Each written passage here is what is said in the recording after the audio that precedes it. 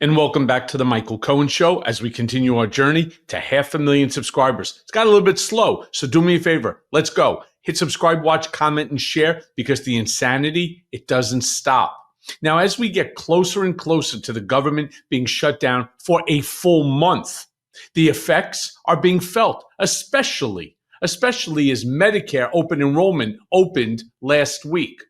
After Trump's Rose Garden stunt yesterday, a reporter goes on and asks Senator John Thune if he owes it to the American people to negotiate to reopen the government. He claimed he didn't know what there is to negotiate. Play the clip. You are now 3 weeks into this shutdown, and the two sides don't appear to even be talking. Do you owe it to the American people to at least be negotiating? Well, I think we have negotiated. I don't know what there is to negotiate. This is about opening up the government. We have offered them several off-ramps now. The Democrats want something that's totally untenable, as Senator Barrasso said. I mean, they want $1.5 trillion in new spending. They want free health care for people who are non-citizens in this country. That is just a flat non-starter. It doesn't pass the Senate, it won't pass the House, it won't be signed into law by the President. What you do have is a bill that's passed the House, sitting at the desk in the Senate, that the President's prepared to sign to open up the government. So I'm not sure, people keep saying, negotiate what? I don't know what that is right now. The government needs to open up, and then we're happy to sit down and talk about any other issues the Democrats want to talk about. No. First, you sit down and you discuss the issues that the Democrats want. You know, you've heard me say on this program, I've said it on television, I've said it to the press. What they should do is they should actually have this live on television, put on C-SPAN, put it on television so that the American people can see who's actually telling the truth and who's not. That would then put them on the hook. Now, Trump was also asked if he would meet with Democrats. He claimed that he would only meet with them, get a load of this, if they opened the government. Well, someone make that make sense, as the negotiations are about, reopening the government. Play the clip. Senator Schumer said he reached out to you about meeting on the government shutdown. Will you meet with him before you leave for Asia on Friday? Well, I will actually. I'd love to meet with them. I just want them to open up the country first. You know, the country is so hot right now. And they've never voted against, continuation. They've never voted against. They've never done that. They're doing this because they have Trump derangement syndrome. But I would love to meet. I would like to meet with both of them. But I set one little caveat. I will only meet if they let the country open. They have to let the country open. The people want to go back to work. They want to be served. They need the services of some people, and a lot of people need the money, the payroll. So I'll do it as soon as they open up the country. I'd like to meet. So you won't meet with them until the government. Just to be clear, you won't meet with them until the government's open. The government has to be open, yeah. Yeah, and that, my friends, is the problem. That's not a negotiation. That's a hostage taking. Either you do what I say, or we're going to continue to let Americans suffer every single day. Now, Representative Jamie Raskin told the press that he was personally ignored, when he tried to propose a motion on the floor to get Adelita Grijalva sworn in. Play that clip. It was my honor and it was my pleasure to be accompanied today by our new colleague, Congresswoman-elect Adelita Grijalva from the great state of Arizona.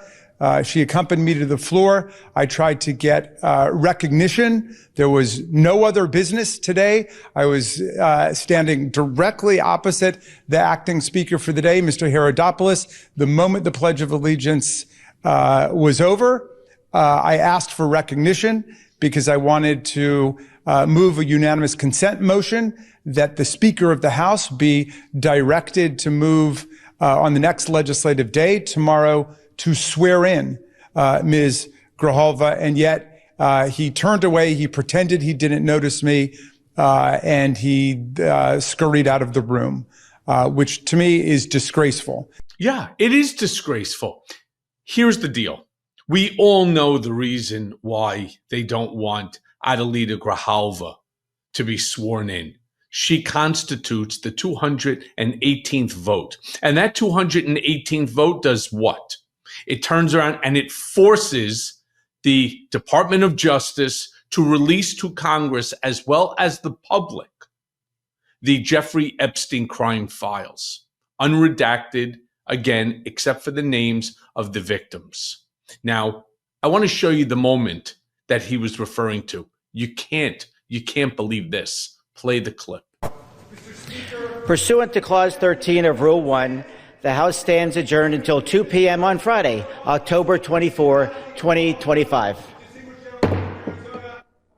Yeah, I mean, he had no intention of recognizing. Now, I got to be honest with you, a little bit curious as to why Jamie, who is a ballsy guy, I know Jamie Raskin very well. I like him a lot. We actually have a friendship.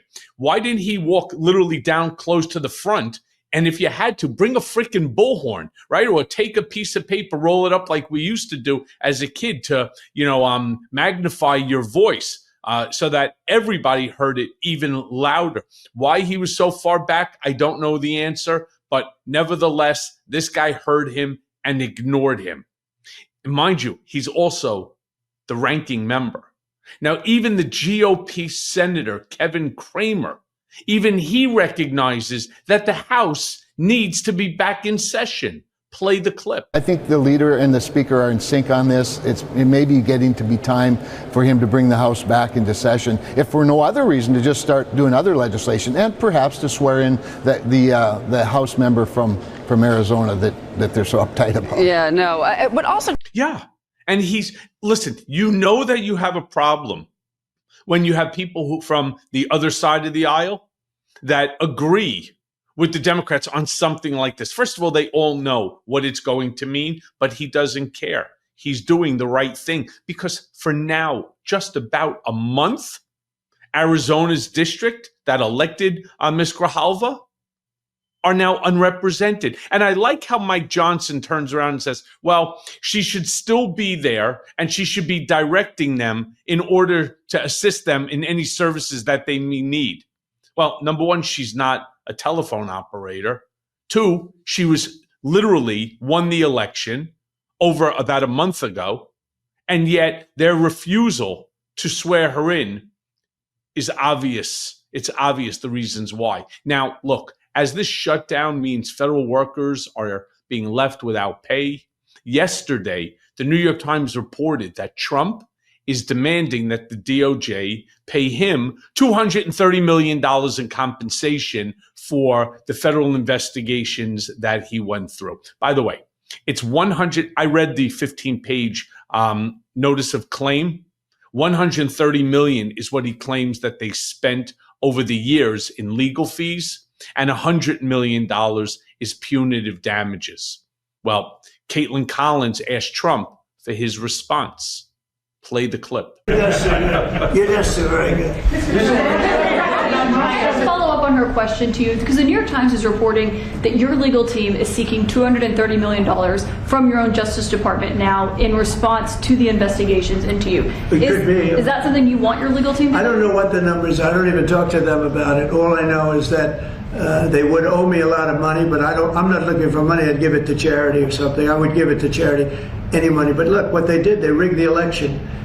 And as you know, we had, in one case, 60 Minutes had to pay us a lot of money. George Slobodanopoulos had to pay us a lot of money, and they already paid. They paid me a lot of money because what they did was wrong. And, when somebody does what's wrong. Now, with the country, it's interesting because I'm the one that makes the decision, right? And, that decision would have to go across my desk. And it's awfully strange to make a decision where I'm paying myself.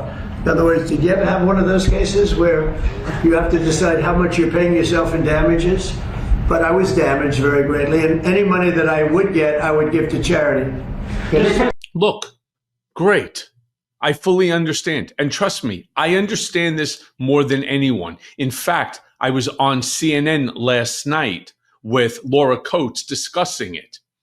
Trump, of course, as you heard at the very end there, claims that if he did get the money, that he would donate it to charity. There's a reason he's saying that, but play the clip first. No, it's going to be the Justice Department. Are you asking them to pay you compensation for the federal investigations that happened to you? And how much are you asking well, for? I guess they probably owe me a lot of money for that. Oh, probably, yeah, that's true. That's very interesting. No, I get no salary. I gave up my salary. It's a good salary. Not as much as these guys make, but that's okay.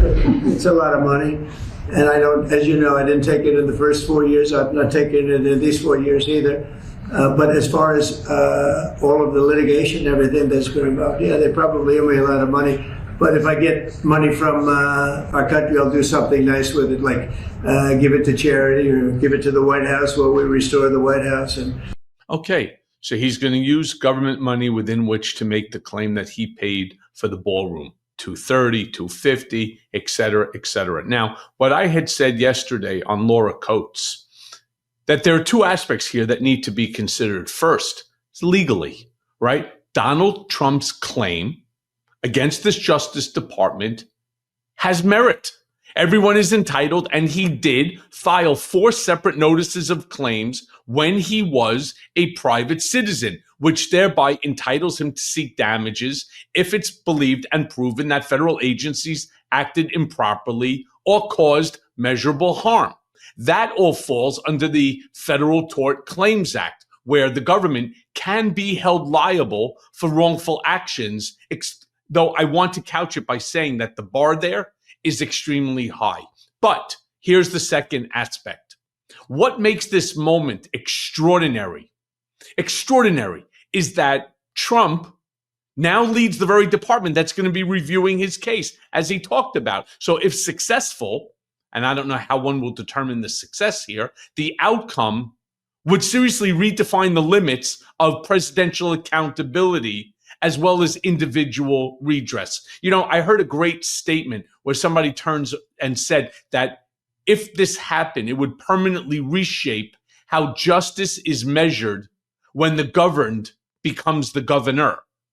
Now, many of you know, because I talk about him all the time, how I feel about Scott Jennings. But even Jennings last night, and it was before I went on Laura Coates, recognized the conflict of interest as the DOJ officials used to be.